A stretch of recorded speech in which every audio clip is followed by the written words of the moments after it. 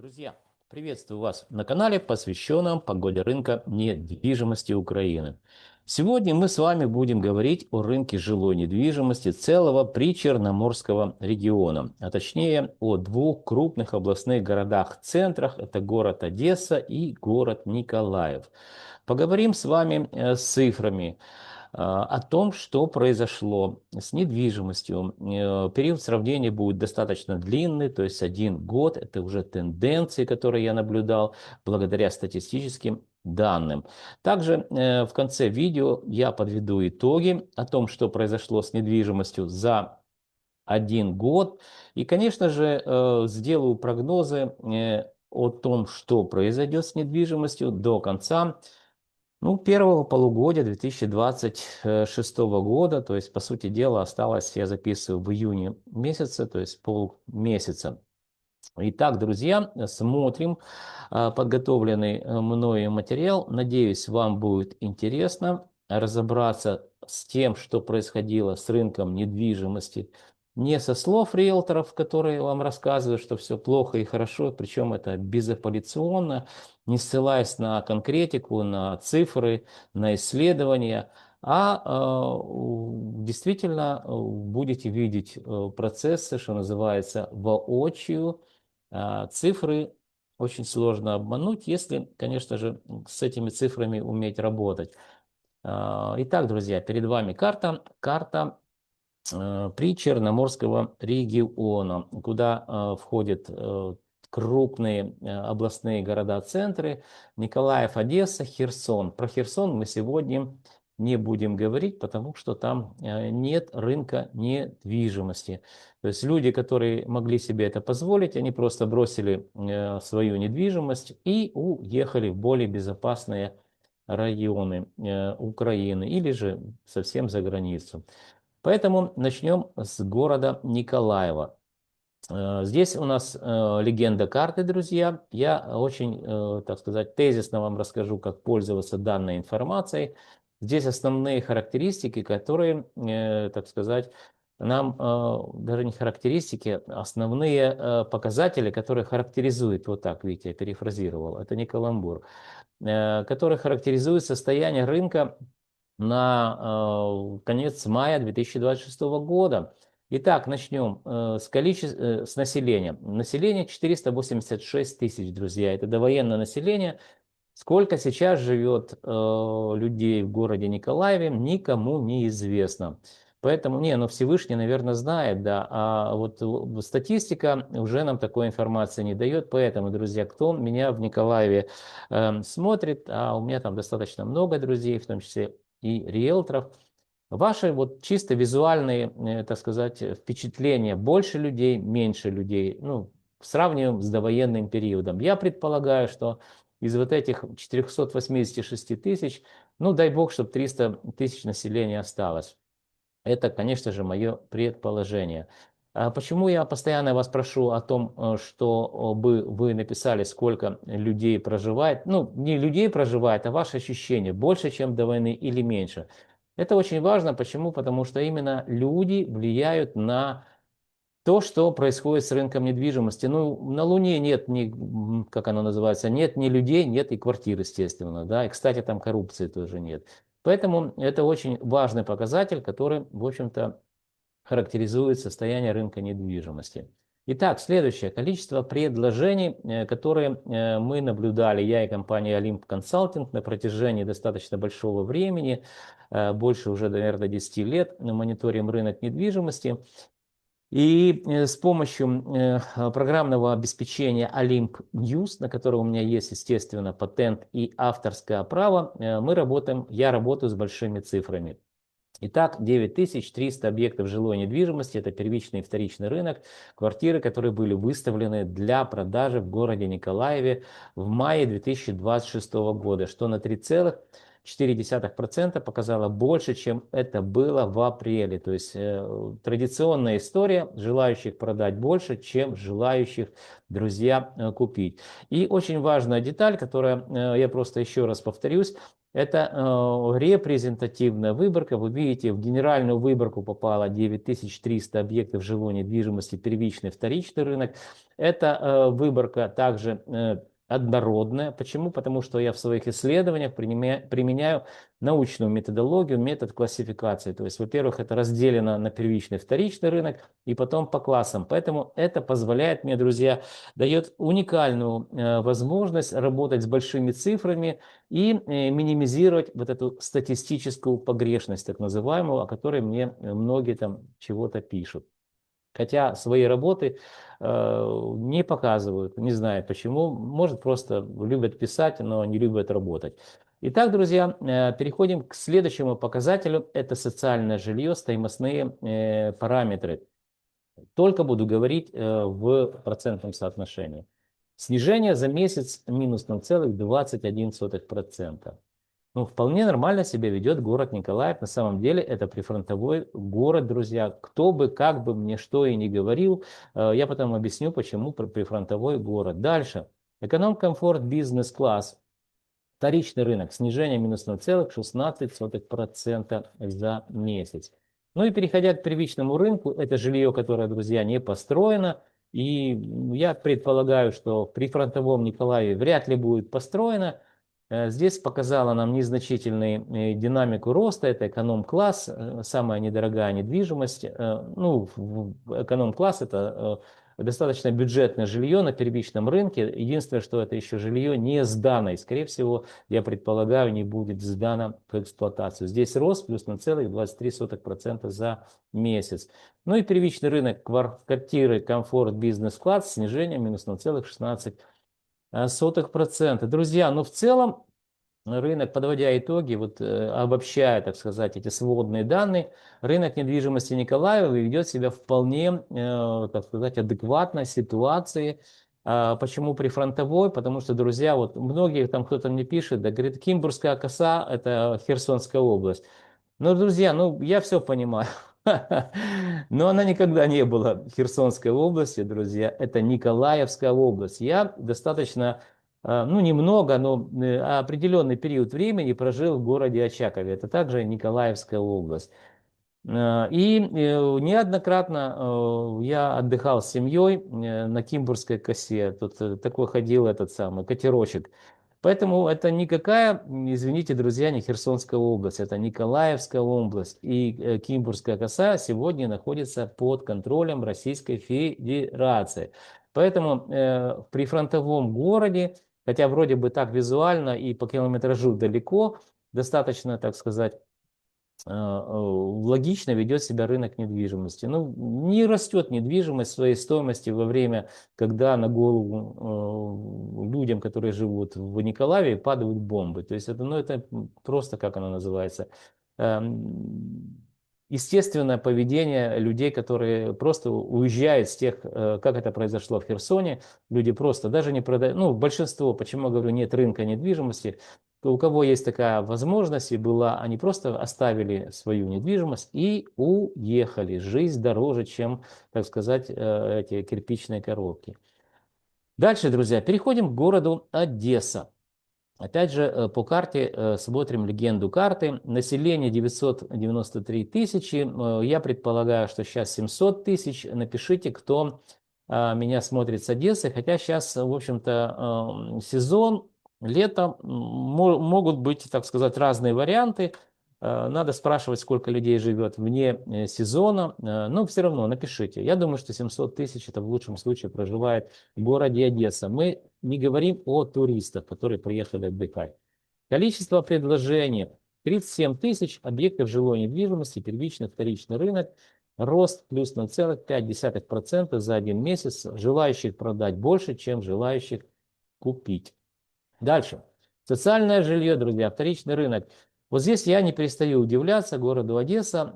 Он весь 2025 год показывает динамику роста и уже практически 5 месяцев, ну не практически, а 5 месяцев показывает в 2026 году также динамику роста. С чем это связано? Напишите, у кого есть на эту тему какие-то соображения. У меня тоже есть, в общем-то, предположения, но о них я расскажу позже. Итак, социальное жилье, рост плюс 0,27%, это вторичный рынок. Социальное жилье, аренда, друзья, это долгосрочная аренда, показатель, который я на протяжении многих лет также даю. Сравниваем мы четвертый квартал 2025 года с первым кварталом 2026 года. Видим, что рост на 1,23%, в общем-то, это для аренды. Аренда тоже растет. Почему растет аренда? Также, наверное, поговорим в конце видео, так как это прифронтовой город. Я по Николаеву аренду не даю, но могу вам также сообщить, что аренда в городе Николаеве также, друзья, выросла как в течение года, так и в течение последнего квартала. Дальше, эконом-комфорт, бизнес-класс. Друзья, это вторичный рынок, рост с какого-то перепуга, не перестану это говорить. Плюс 0,62%. Переходя к первичному рынку, мы, друзья, наблюдаем то же самое безумие. Безумие выражено в виде роста стоимости квадратного метра по предложениям, которые я наблюдаю. Рост плюс 0,31%. Эконом-класс, первичный рынок. Первичный рынок, комфорт, бизнес-класс, рост плюс 0,41% за месяц. Ну и первичный рынок, элитный класс, ничего себе, за месяц рост почти, смотрите, 1%, 0,70%. То есть вот такая вот история. Город, так сказать, Николаев ведет себя вполне адекватно с точки зрения прифронтового города. Город Одесса, также прифронтовой город, ведет себя абсолютно неадекватно. Я имею в виду рынок недвижимости. Это связано, наверное, с всеобщим каким-то помешательством. Не знаю, я могу только это предположить с тем, что сейчас во все, так сказать, утюги рассказывают о программах, которые государство Украина предоставляет при покупке жилья вот этим пострадавшим людям. Но я уже записывал видео, можете найти его, так сказать, на моем канале, где все это профанация. То есть там буквально ну, настолько незначительное количество кредитов по Е-відновлення программы, Е-оселя, что они просто не влияют в целом на рынок недвижимости. Ну, шума и, так сказать, вони много, да. Ну, вони, извините, это я так в сердцах сказал, нельзя, людям помогают, это уже хорошо. Но дело в том, что ситуация еще связана с тем, что, знаете, сделал доброе дело на 1 гривну, да, и рассказал, что миллион, так сказать, потратил на это доброе дело. Но это как бы притча, там, конечно, не гривна, а другие деньги были. Но это мне очень сильно напоминает. Итак, друзья, переходим от обобщенных данных по каждому городу к сводным данным по региону. Внизу видим такая экселевские данные, табличка. В целом по региону в мае 2026 года социальное жилье, в качестве примера я взял самый большой класс рынка недвижимости, который эксплуатируется в Украине. 604, так сказать, доллара за квадратный метр. Ну и в сравнении с апрелем 2026 года ничего не произошло. Ну, здесь незначительно, кстати, вот здесь погрешность, да, я ее не убрал, а надо было бы убрать, потому что 604, но тут через запятую у меня еще Excel посчитал. На самом деле мы видим, что Одесса подросла в стоимости, а Николаев в стоимости снизился. В итоге мы вышли на, так сказать, за месяц ничего не произошло. Ну и последний, нет, это не последний, слушайте, я забыл вам сказать, что я еще буду говорить о городе Николаеве. Почему? Потому что, ну, давно не говорил о городе, где достаточно большое количество времени в Николаевской области. Я в Николаеве не жил, у меня там всего лишь офис был в свое время. А вот большое количество времени, да, в городе Очакове я прожил. Давайте поговорим о городе Николаеве. Это у нас, друзья, социальное жилье. Итак, что бросается в глаза? Бросается в глаза, что наибольше всего подешевела недвижимость у нас в Корабельном районе, минус 0,22%. Меньше всего подешевела недвижимость в Центральном районе, минус 0,20%. А следующий, друзья, слайд, он посвящен тому, что произошло в городе Николаеве на протяжении всего периода войны. Это у нас 4 года, да, и там 5 месяцев, по-моему, уже, или чуть больше. Ну, посчитайте сами. Итак, вот мы видим период сравнения март 2022 год. Война началась в феврале, 24 февраля 2022 года. Стоимость $577 за квадратный метр. Мы говорим о социальном жилье. Ну и уже в мае 2026 года это $476 за квадратный метр. Вот здесь внизу табличка, друзья, Excel за нас посчитал. Снижение в целом 17,50% жилой недвижимости, социальное жилье за весь период войны. Друзья, всего лишь 17,50%. Ну вот риэлторы любят рассказывать, я зачастую, в общем-то, это вижу и слышу. Все пропало, рынок недвижимости растет, только где он растет, как он растет, непонятно. Цифры не приводятся, только вот чисто свои какие-то такие впечатления, что что-то растет или что-то снижается в своей стоимости. Здесь чистая, так сказать, это самое математика или метод статистического анализа, можете сами проанализировать, пересчитать, и вы увидите, что ну, цифры их нельзя обмануть, если с ними уметь работать. Дальше, друзья, переходим к следующему слайду. Здесь очень быстро пройдемся. Также вторичный рынок эконом-класс подешевел минус 0,16%. Можете посмотреть по административным районам, что произошло с недвижимостью. Это стоимость в абсолютных цифрах. Ну и снижение в процентном соотношении. Следующий слайд – это первичный рынок. Он, как я уже сказал, подорожал на 0,23%. Причем первичный рынок – это квартиры эконом-класса. В абсолютных цифрах по районам можете посмотреть недвижимость, которая не сдана в эксплуатацию. Я предполагаю, что вряд ли она сдастся при фронтовом городе. И рост стоимости также в процентном соотношении за месяц. Ну и последний слайд посвящен первичному рынку комфорт бизнес-класс. Это квартиры, которые, так сказать, еще не сданы в эксплуатацию. Видим, что в абсолютных цифрах стоимость квадратного метра, видим снижение минус 0,16% за месяц в целом по городу. Ну и по каждому административному району вы также можете посмотреть снижение в процентном соотношении. Друзья, ну и подводя, так сказать, итоги по городу Николаеву, мы обращаем внимание на данный график рисунок, гистограмму. Период исследования ровно год. Я сравниваю май месяц 2025 года на примере класса социальное жилье $492 за квадратный метр. И май месяц 2026 год это $476 за квадратный метр, что показало в годовом измерении, друзья, минус 3,25%. То есть помните, да, 14,5% за весь период войны, и только лишь, это не календарный год, а база сравнения была у нас май 2025 с маем 2026 года. Только за данный период недвижимость подешевела на 3,25%. Друзья, также мы готовим индексы. Индекс рынка недвижимости отрицательный 0,967. Что такое индекс? Индекс – это макроэкономический показатель, который характеризует изменение стоимости квадратного метра недвижимости во времени. Считается он просто, если у вас есть статистические данные. Итак, друзья, смотрим, как он считается. 476 делим на 492. Получаем снижение минус 3,25% в год.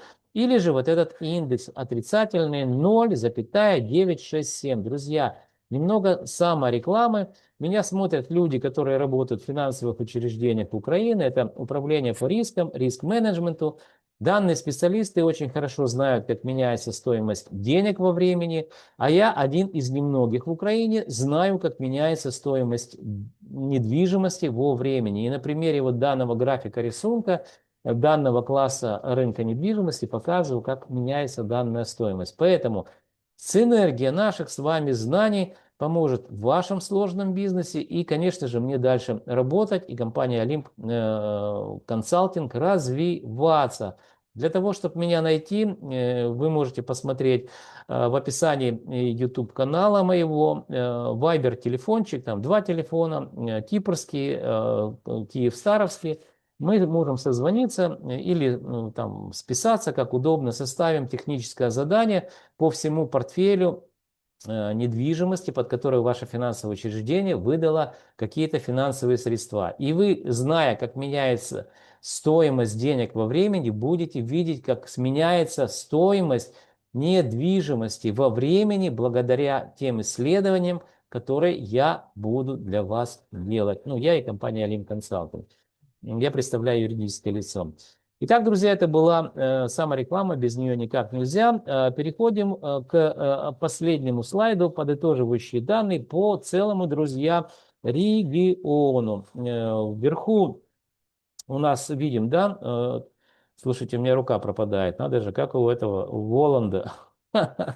Да, интересно. Так вот, смотрите, здесь у нас карта, которую мы подробно с вами проговорили, параметры. А вот внизу это подытоживающие данные, что произошло в регионе с недвижимостью, класс социальное жилье. Это вторичный рынок. Давайте проговорим еще раз. Период сравнения май 2026 год сравнивали с маем 2025 года. Итак, Одесса $732 за квадратный метр. Это май 2026 год. В сравнении с маем 2025 года рост на 2,66%. Индекс положительный. Единичка, запятая 0,27.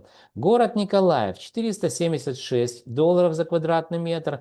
И снижение в процентном соотношении за год 3,25%. Индекс отрицательный, единичка 9,67. И в целом по региону, друзья, мы видим, что рост стоимости незначительный, то есть в целое, ну, вот это среднее арифметическое число, как оно считается, вы знаете, 604.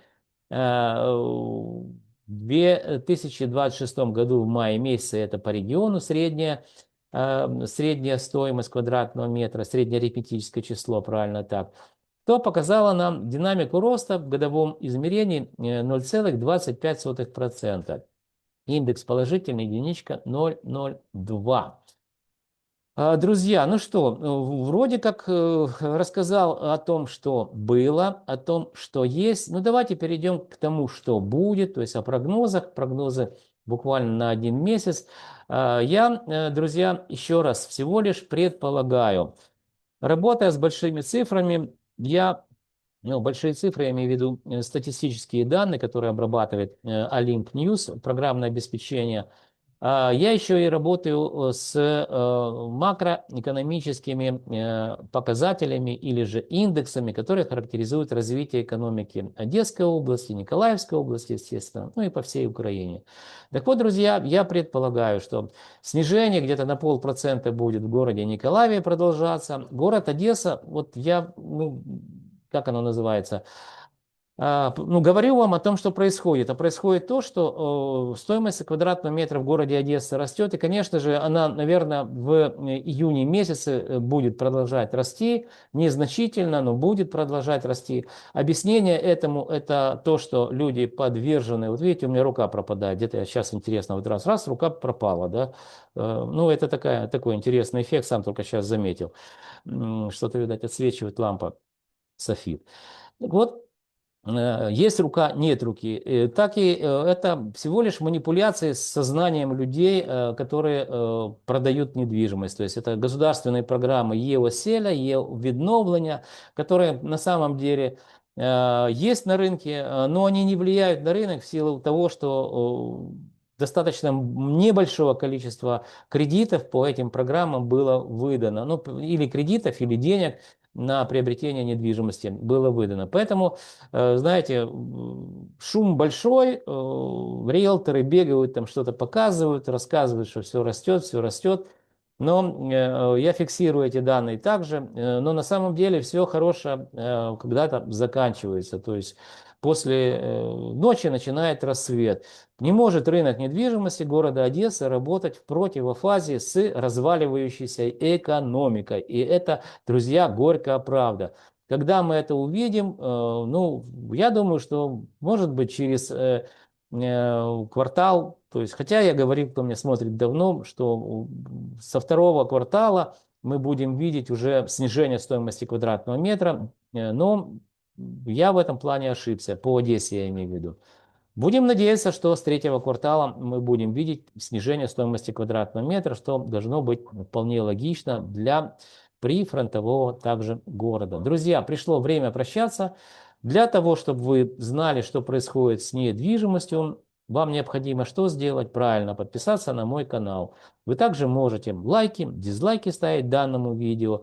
А еще вы должны помнить, что я ваш скромный слуга, и компания Олимп Консалтинг готовим для вас ежемесячные обзоры рынка недвижимости, которые, я уверен, станут для вас компасом, ну или как минимум картой путеводной в каменных джунглях рынка недвижимости Украины.